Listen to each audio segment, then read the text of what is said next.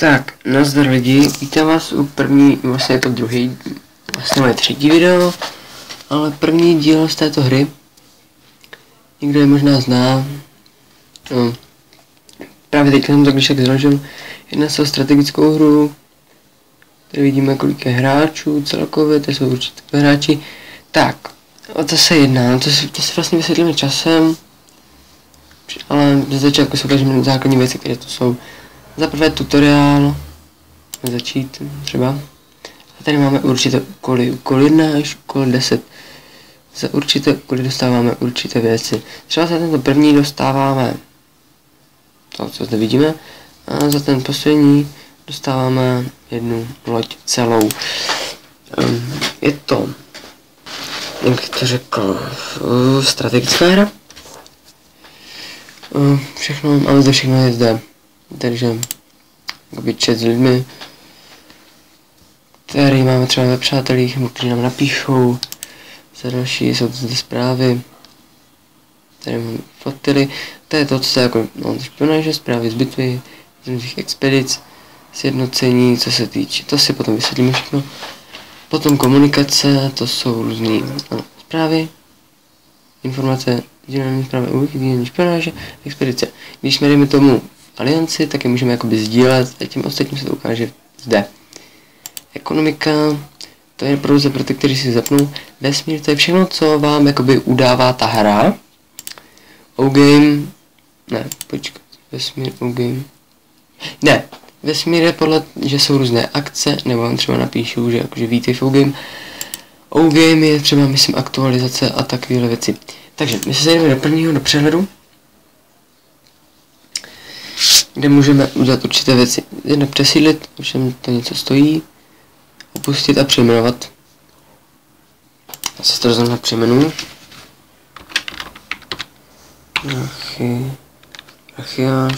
Brachiáš X01. Přejmenovat. Speciální ne. Beck, na to kašlu úplně. Brach, tak, X01. Tak, a zde už to začíná zásobování.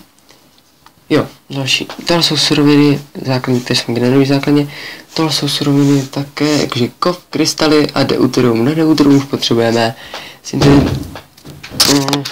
no. Co? Děkuji. Tak. No to už, na deuterium už potřebuji syntetizer deuteria, ale je to zde uděláme ještě tak, že každý dá se říct potřebujíč, potřebuje energii, kterou získáme z tohle a z tohle. Tohle je základ, potom vyvineme solární satelit, ten už je trošku dražší, ale v pozdějších levelech to pro nás nebude prakticky nic. Vidím, že jsme na pozici 4, taky čím blíž jste jakoby pozici, čím menší je pozice, tady to 4, tak tím blíž jste slunci. A co jde, že slunce jako takové dává energii a vlastně když jsme slunci, tím více tam energie, ale tím méně tam deuteria, což nám zase zkazí to, že my prostě nemůžeme, že my nebudeme moc dobře zprostředkovat to, aby jsme měli co nejvíc deuteria, které zase budeme potřebovat. No to je spoustu dalších věcí. A to úplně na hovno. Promiňte. A za další, tady máme teda, takže tady máme dobu produkci. Kolik to produkuje? Můžu ukázat třeba tady. Tady je to, zase doba produkce a potřeba energie. Kolik je na to potřeba energie? Protože 11. Takže my si ze začátku vytvoříme solární elektrárnu. To si okamžitě vytvoříme.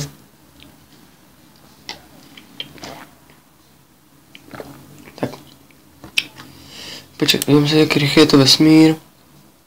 10 sekund, dobré. Vlastně tady se ty vesmíry rozdělou. Jsou pomalý vesmíry, ty vám to zakládá třeba minutu. Potom jsou normální vesmíry, ty vám to dělají, jdeme tomu, třeba půl minuty.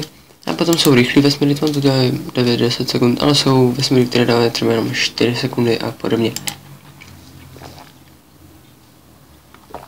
Tak. Potom přejdeme k tomuhle bodu. To jsou továrny. Na továrny téměř na všechny potřebujeme deuterium. Potřebujeme na továrnu na roboty, která nám později bude sloužit. Když budeme mít továrnu na roboty, potřebujeme ji dvakrát, aby jsme měli hangár, který už nám zase zaručí výrobu lodí. Potom potřebujeme, to si můžeme také postavit na to, to, co je šedý, to si postavit nemůžeme. A to, co je barevný, si už můžeme postavit.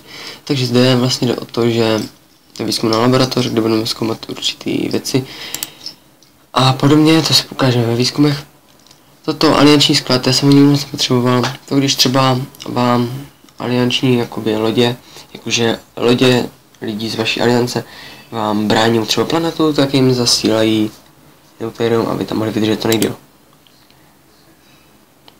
Raketové silomy asi moc stavit nebudeme.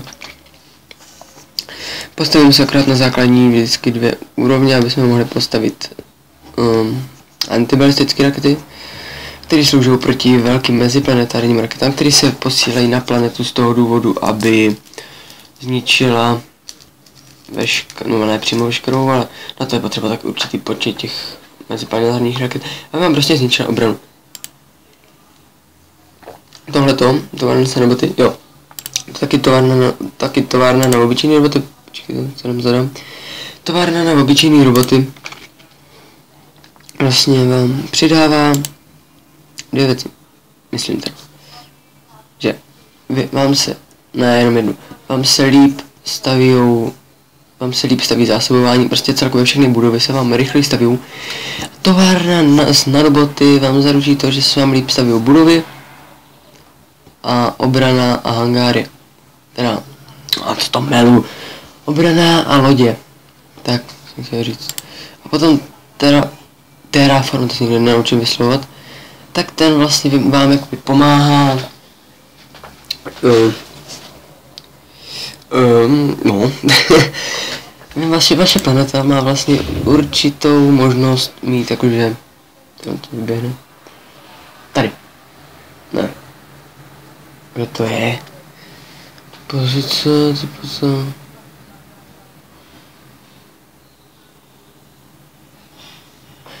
počkat, možná je to v novém vesmíru, takže ne, tak rovina. Tak já nevím, já jsem si vůbec jistý.